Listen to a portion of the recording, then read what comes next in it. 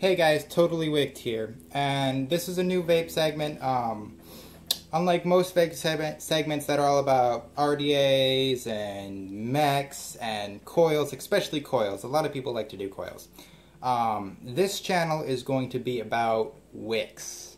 I like wicks. That's what I like to do. I experiment with wicks. I got a bunch of different wicks styles to show you guys. So watch me in the next couple weeks or so, and I'll have a whole bunch for you. Some I've come up with myself, and some that other people have done that I can show you guys. So without further ado, we're gonna start by wicking a very popular RDA that came out recently. It's called the Plume Veil RDA by aethertech. So I dug into the hype on this RDA. I was really excited to get it, and when I got it, I was not so impressed. It was definitely overhyped, but I knew I could fix it. So what I did was I actually drilled out the negative airflow holes to 5/30 seconds, and once I did that, I was amazed. It definitely lived up to the hype. I haven't been able to put it down since I've done this, and that was a couple weeks ago. It's definitely my all-day vape, but whatever.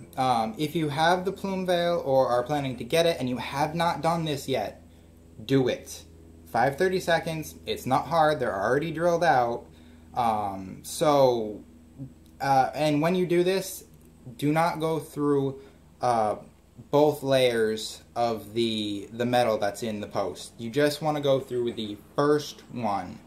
I drilled out the inner one to 1/16 and the external one to 5/30 seconds, and it kind of creates this V, and you get a higher pressure airflow into the RDA. Definitely increase the flavor tenfold, increase the vapor a good threefold. It's just amazing now. But anyway, that's not what we're here for. We're not here for a review on the Plume Veil. We're here so that I can show you guys the correct way to wick the Plume Veil to get the most out of this RDA. There really is a certain way to wick this that changes the whole game of this RDA.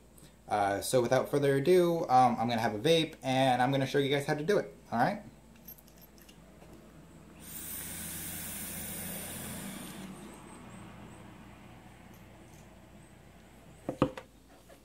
Alright guys, so here is the unwicked Plume Veil. I'm running dual parallel 24s, I think 6 wraps, over around the little blue screwdriver they always give you. It works, it's good, I like the thickness, whatever. Sitting at about 0.13 ohms, so it's pretty hot. On a regular Plume Veil, without undrilling anything, I do not suggest going under 0.3. There's just not enough airflow on a stock Plume Veil to do that. Some people can do it and stand it. For me, it's just too hot. It ends up burning the wick, so on and so forth. So we're gonna have some fun. Okay, so I'm just using basic cotton, your standard. No fancy rayon, no fancy Japanese cotton and whatnot.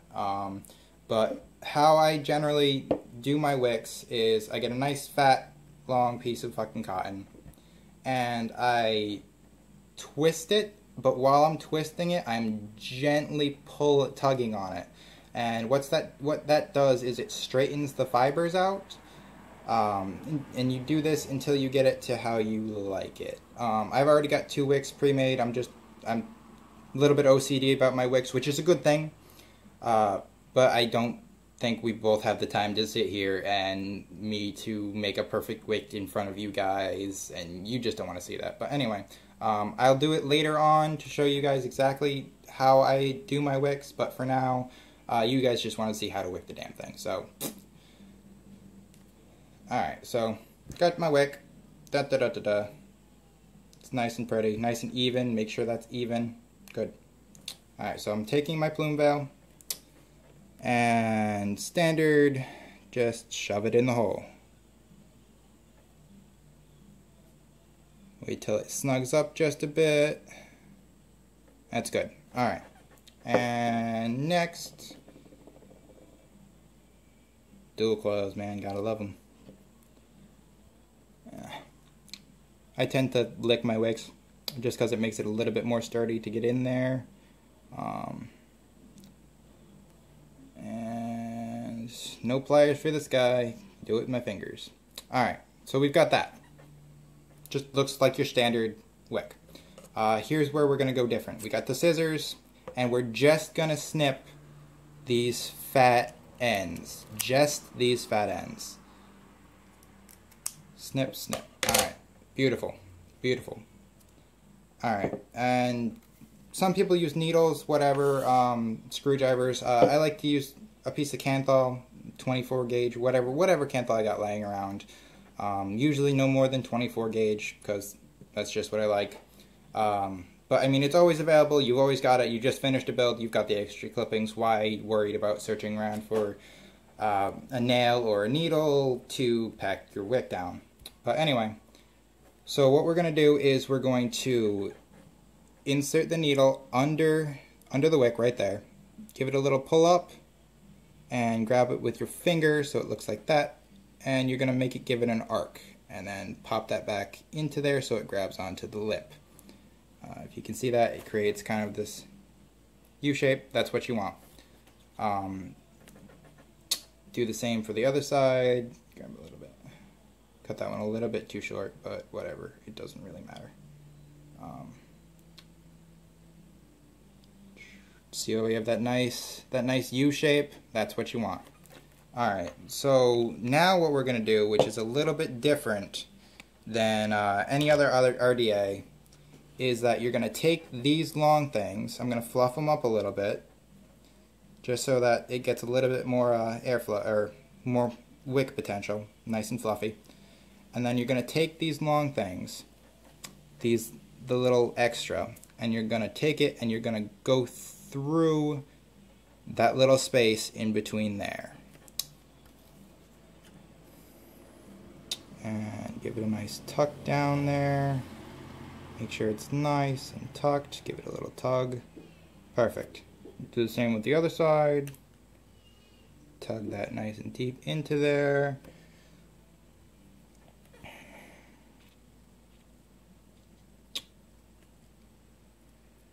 Alright, good. Alright, so what you're going to do from here is that you're going to just snip them, give it a little bit of extra room where you snip it, and give it a snip so it kind of looks like that, kind of sticking out. And then you're going to grab your poker again, and you're going to push that into the lip so that it takes a grab. See how I did that? It's grabbing onto the lip and not moving. Do the same for the other side, and dun-da-da-da. Alright. And now we want to juice it. Juicing my favorite juice, Maximum Velocity Captain Comet. Love it. Gotta find a cheaper version. A bunch of people know I've been looking on like Juice Junkies and CCI and whatnot for a cheaper, close version of this. But I found a couple. We're gonna give them a try when I get some money. I'm a broke vapor, so yeah, you guys know how that goes. But whatever. Love fresh wick. Oh. Alright, now that it's good and juiced, on to the last stage, onto the last step. Alright, so you're going to grab your little poker again. Oop, dropped it. Grab your little poker again, and you're going to go in under here. See how I'm getting under there? And you're going to put your thumb right there and kind of push the wick up. And then you're going to go and you're going to do it on the other side as well. You're going to push the wick into your thumb.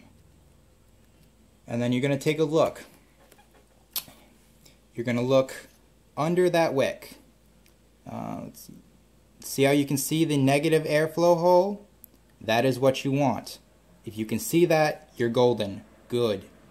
You're fine. Make sure you've got it on both sides here. See that negative airflow hole on both sides.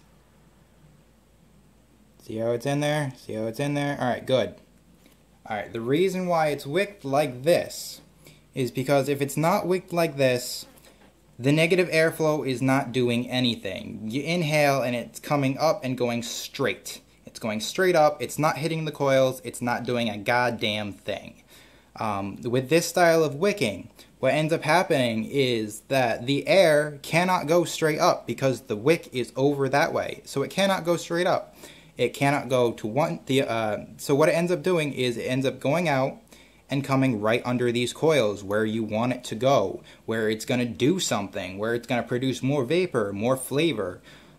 So that is how I wick this RDA. There's another method to wicking it that I do too, which involves instead of flipping it over, you just put it in a regular one, and then you take a little piece of your cotton and you kind of just lay it over there, and that works as well. But I find this method works a little bit better than that one. That one was the one I started doing, and then I just tried this one the other day when I thought about it. But I mean, it's got to be the best way to wick this particular RDA. So if you've got the Plume Veil, give it a shot. If you don't have it yet, pick one up, and you're thinking about picking it up, give it a shot. That's about all I can say on this this particular RDA wick. So